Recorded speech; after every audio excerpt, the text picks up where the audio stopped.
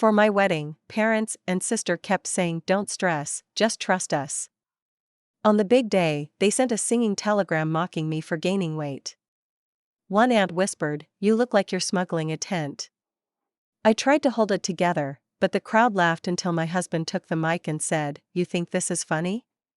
What happened next silenced everyone. "So, are we really doing this?" Callum asked me quietly as we stood behind the trellis, minutes from walking out into what was supposed to be our big day. His hand was warm in mine. My veil kept catching on the wooden lattice behind me, and the fitted bodice of my dress was digging into my ribs. I could feel sweat at the small of my back. My nerves were shot, but it wasn't the usual kind of bridal jitters. It was that feeling you get before a car crash, when your body knows something's coming, even if your brain tries to reason it away. I feel like something's off," I said. "But maybe I'm overthinking it. You know how my family is." He didn't say anything right away. He just gently squeezed my hand and looked ahead at the rows of white chairs filled with familiar faces, too many of them wearing smirks I'd come to associate with quiet cruelty. And then the music started. Let me rewind. Planning the wedding started out fine. Simple. Callum and I both had modest expectations, a small outdoor ceremony near my hometown of Schroon Lake, New York. Something peaceful. He was the only child of two soft-spoken teachers from Oregon. His folks were supportive but hands-off. Mine? The opposite. "Just let us handle the details," my mother had insisted about 2 months before the wedding. "You have enough on your plate. Don't stress, just trust us." That became her go-to phrase. My father repeated it like gospel. "And my younger sister, Brielle?" She said it with a twist of sarcasm, always smiling too hard when she did. "You're always so serious, Maggie." "Weddings are supposed to be fun," she chirped over FaceTime while I tried to sort out centerpieces. I had my suspicions from the start. My family isn't exactly known for kindness. Growing up, I was the big sister, literally. Taller, broader, curvier. And when I gained some weight after college, it was open season. Every visit home came with food shaming, side eyes, and offers to pay for weight loss programs out of love. Callum never made me feel any less beautiful. He'd kiss the soft parts of my belly, tuck my hair behind my ear when I cried, and say, "They don't get to define you." I held on to that when my family started hijacking the wedding. First it was the cake. They canceled my tasting appointment and said they took care of it. Then the bridesmaid dresses. I had picked a deep green, but Brielle changed them to blush pink because she looked better in it. "It's just a color," she said when I confronted her. "Chill." The worst was when my mom showed up to my final dress fitting and took a photo without asking. She texted it to Brielle, and I found out later they passed it around in a family group chat I wasn't part of. My cousin Lisa eventually sent me screenshots. The comments were cruel. "That bodice is working overtime. Hope they reinforced the altar. She's brave to go strapless with arms like that." Still, I told myself, they're family. Maybe it'll be different this time. I convinced myself they meant well. That if I just got through the wedding, things would change. The morning of the ceremony, things felt performative. My parents were overly cheerful. Brielle kept taking selfies with me, even though we hadn't spoken much in the past few weeks. There was this energy, like everyone was in on a joke that hadn't been told yet. I remember sitting in the bridal suite, staring at myself in the mirror. My makeup was soft, the veil delicate, the lace perfect. I looked like the best version of myself. Then Brielle popped in. "You nervous?" she asked. "Don't worry. We planned something fun for the ceremony. Totally stress-free." That knot in my stomach tightened. As I walked down the aisle, everything felt hazy. The sky was perfect. The lake shimmered. Callum looked like a dream in his slate blue suit. Then, right after I reached the altar, the string quartet cut off abruptly mid-note. A man in a ridiculous oversized tux, with slicked back hair and a ukulele, burst from the aisle. Oh no, I whispered, but it was too late. He started singing. Here comes the bride, with hips so wide, she wobbles when she walks. She said yes, then said more cake, and now she's shaped like a frosted steak. People started laughing. Not just chuckling. Not polite wedding laughter. Full-on cackles. I stood frozen, my bouquet trembling in my hands. I saw my dad pull out his phone, recording. My mom clapped along. Brielle was bent over in laughter. My Aunt Rhoda leaned in, her voice a whisper sharp enough to cut. You look like you're smuggling a tent. Something inside me cracked. But I didn't move. I tried to breathe. To blink back the tears. To tell myself I'd laugh about this later. Then Callum stepped forward and gently took the microphone from the man.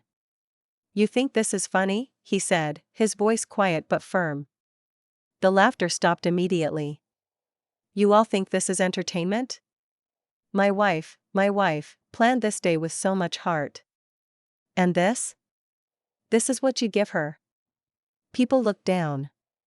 Shuffled. Whispered. My mother looked annoyed. Brielle rolled her eyes. We're leaving, he said. Then turned to me. Come with me, Mags? I nodded. My legs finally moved. We walked out, past the rows of uncomfortable faces, past the string quartet who looked like they'd rather disappear, past my childhood home in the background. No one followed. Not yet. We didn't say anything in the car at first. Callum's hand never left mine. I stared straight ahead, still in my dress, the lace sleeves itching against my skin. My bouquet was crumpled in my lap. We were maybe 5 minutes out of town when he finally spoke. I'm sorry, he said, softly. I should have seen this coming. No, I said. I did. I just didn't want to believe it. There was something surreal about the whole thing, like I was floating outside myself, watching a woman in a wedding dress speed away from her own reception. I looked down at the white satin, stained slightly from the grass, and thought about all the versions of myself that had stood in front of the mirror, trying to shrink. Trying to smile. Trying to earn love from people who only gave it conditionally. We ended up 2 towns over, at a small inn by a lake. Callum had stayed there once on a work retreat and remembered they had quiet cabins and no cell service. It sounded perfect. The owner, Doris, was maybe in her 60s, with a thick braid down her back and paint-stained hands. She took one look at me and didn't ask a single question. Just nodded, handed us a key, and said, Room 6 has the best view. The cabin was tiny, but warm. There was an old stone fireplace, thick quilts on the bed, and a basket of snacks on the table.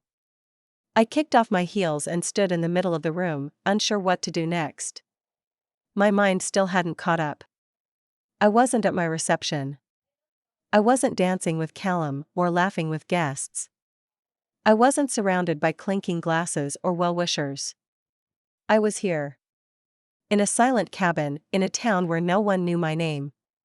Callum sat on the edge of the bed, watching me carefully. Whatever you need, he said. We do that. I nodded. I need to not cry right now. He stood and held me. No words. Just warmth, and presence, and the exact opposite of every interaction I'd had with my family that day. We stayed at that inn for 3 days. No phones. No internet. Just the 2 of us. We read books, took walks, watched birds on the lake. I wore one of Callum's hoodies the whole time and didn't think once about how I looked. When we finally turned our phones back on, I had 47 missed calls. The texts were worse. From my mom, you embarrassed everyone today. We were just trying to make it lighthearted. From Brielle, you really made a scene. It was a joke. Maybe you wouldn't be so sensitive if you weren't always insecure about your weight. That's not on us. From Dad, we gave you a wedding. If you're going to throw it in our faces, don't bother coming home. I didn't respond. Not then. Instead, I posted a photo, just one, on Facebook. It was a selfie of me and Callum from the cabin, our faces close together, both smiling faintly. My veil was off. No makeup. Just us, in that quiet moment. Caption: Peace looks good on me. I didn't expect it to explode. Friends, old coworkers, even people I hadn't spoken to since high school started commenting. Some messaged me privately. Turns out, a lot of women had stories of their own weddings going sideways thanks to toxic family dynamics. Someone even found a clip that one of my cousins had posted of the singing telegram before it was taken down. It had already been shared over 100 times. Suddenly, the narrative shifted. People started calling out my family.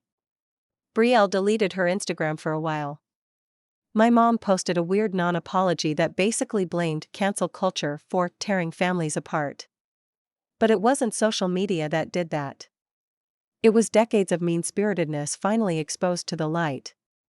A week later, a letter arrived at our apartment in Albany. Handwritten.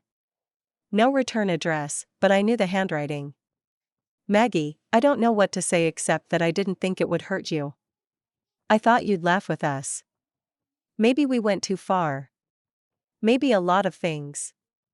Your dad's been drinking again, and your sister's embarrassed. I'm not saying we're innocent, but I never wanted to lose you. Please come talk to us. Let us fix it. Mom, I read it 3 times before I said anything to Callum. I showed it to him wordlessly. He read it once, then folded it carefully and set it on the table. Do you want to? He asked. I don't know, I said. I don't think they want to fix it.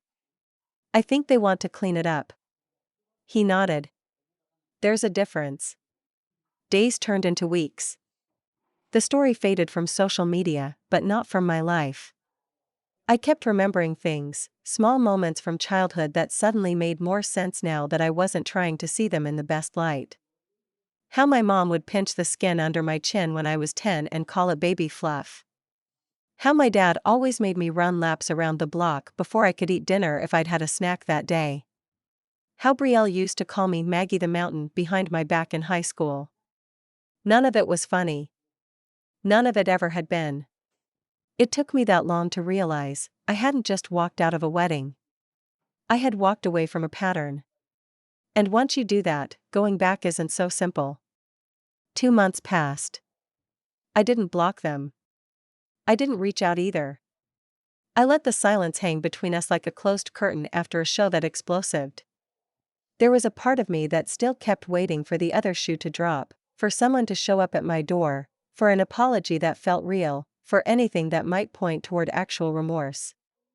Instead, what I got was a carefully curated family PR campaign. My cousin Tara sent me a screenshot from Facebook. My mom had posted a photo from my wedding day, just before the telegram, with a caption that read, "We tried our best to make her day special. Family doesn't always agree, but we'll always love her. Sometimes people need space to find their way back." Brielle commented underneath, "Hope you're happy. You got what you wanted, all eyes on you. Just like always." I hadn't even realized I was still checking their pages until I felt that familiar twist in my stomach again. It wasn't about the post. It was about the pattern. The way my family played victim the moment they were called out. There was no ownership. No recognition of what had actually happened. Callum found me rereading the comments on our couch one night. I was half wrapped in a blanket, knees pulled to my chest, laptop open, chewing the side of my thumb like I used to as a kid. "Don't," he said gently, taking the laptop and closing it. "Don't let them drag you back into their game." "I just keep wondering if I overreacted," I whispered. "I keep replaying it. What if I'd just laughed it off?" Callum crouched in front of me, arms on my knees. "Then what?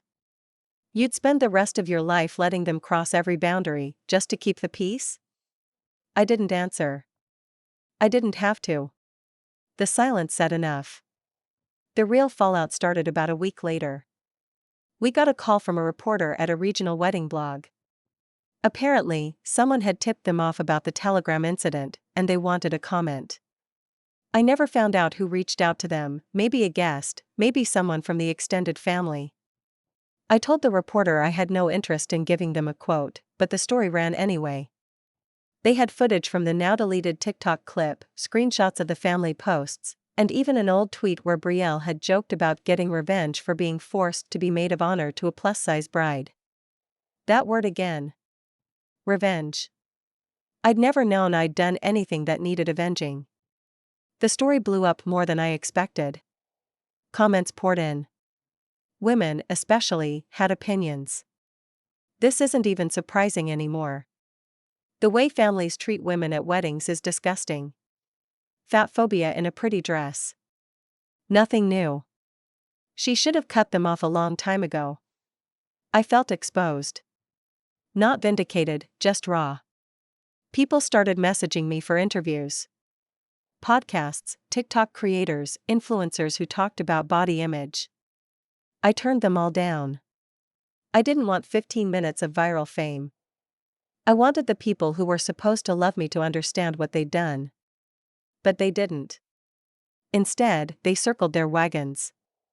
My Aunt Seela, who had clapped during the telegram, posted a vague status about how easily families are destroyed by a little online clout.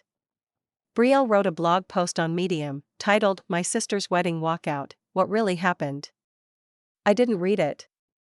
Callum did. Said it was garbage. It was Callum's mom, of all people, who gave me the perspective I needed. She called one evening after dinner, her voice warm and steady. "Honey," she said, "I know you want your people to own up to what they did. But some people would rather lose you than lose their version of themselves." That sentence landed like a thud in my chest. I thought of my mother, who always prided herself on being the fun one. My father, who ruled every room by teasing people into silence. Brielle, who lived off approval and shallow praise. None of them could stand the idea that they might be the villain in someone's story. So instead, they rewrote the ending. And cut me out of the pages they couldn't control.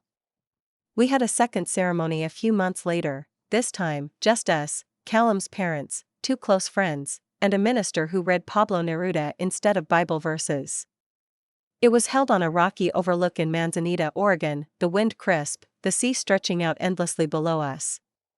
My dress was simple, linen, long-sleeved, comfortable. I wore sandals. Callum played a few notes on his sax while I walked out. It was private. Quiet. Sacred in the way things are when they aren't forced. No one mocked my body. No one laughed at me. That day, I didn't feel like I was performing my own wedding. I felt like I was living it. But even peace has aftershocks.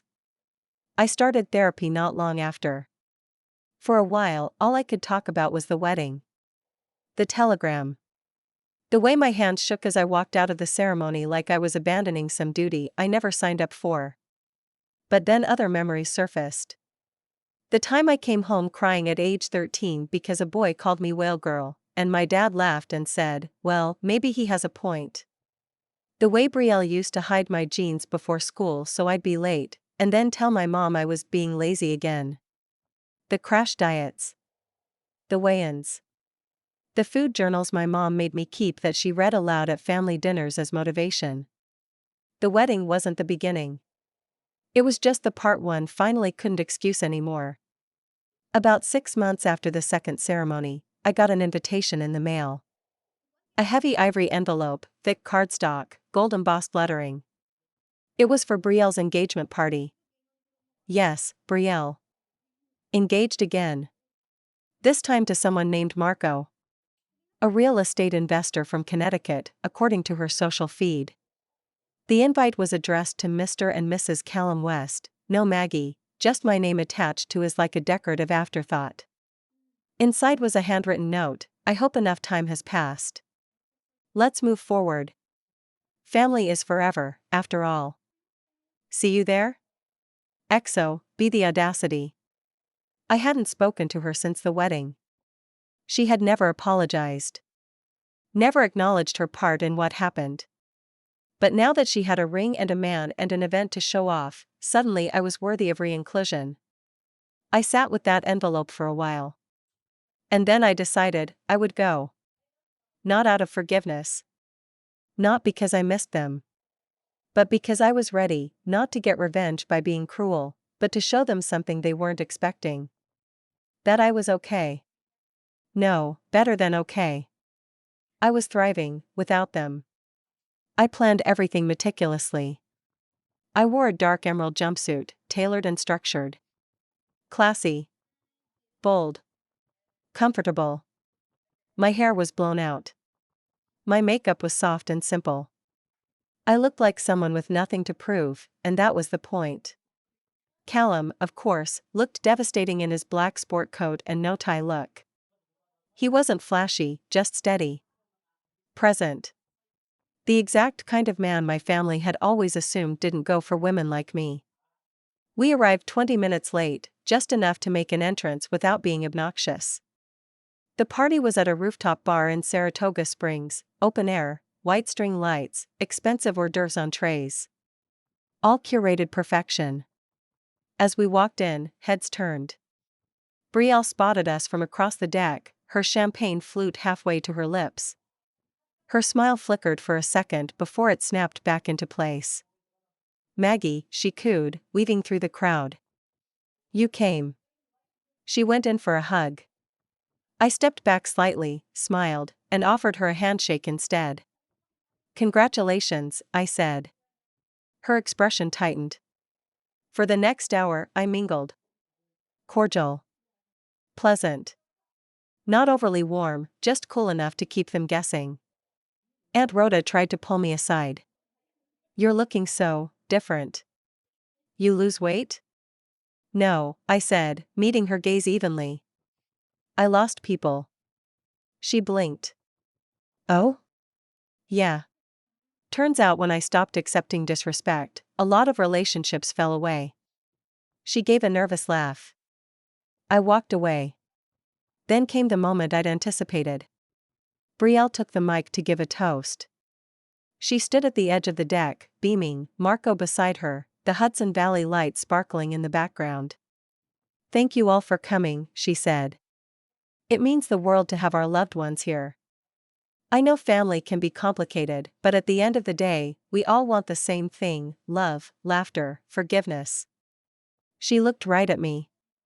"And growth," she added. I raised my glass slightly, non-committal. She expected something from me that I wasn't going to give, not a laugh, not a scene, not a tearful reconciliation. Just silence. Just my presence. That was the beginning of my revenge, not playing the part they cast me in. But the true moment? That came later. About a week after the party, I got an email from a woman named Adriana. She introduced herself as Marco's ex-fiancée. "I saw you at the party," she wrote.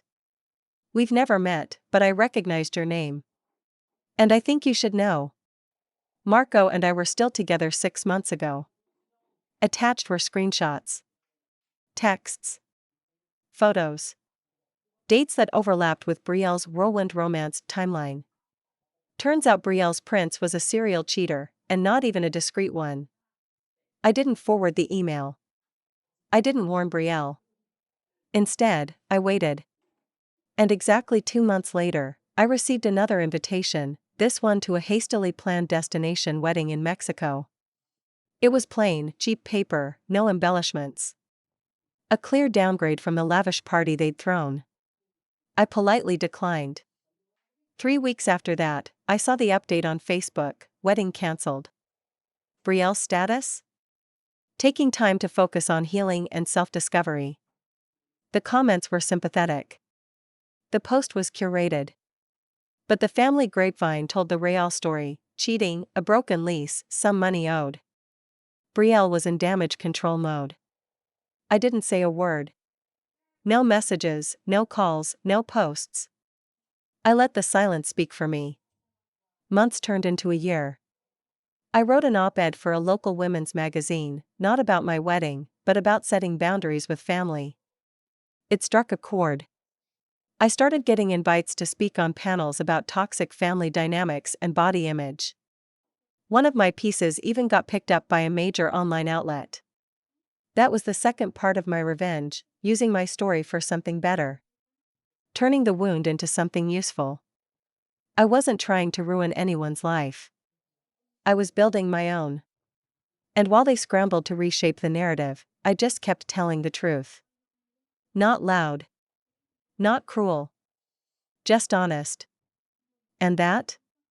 That was enough.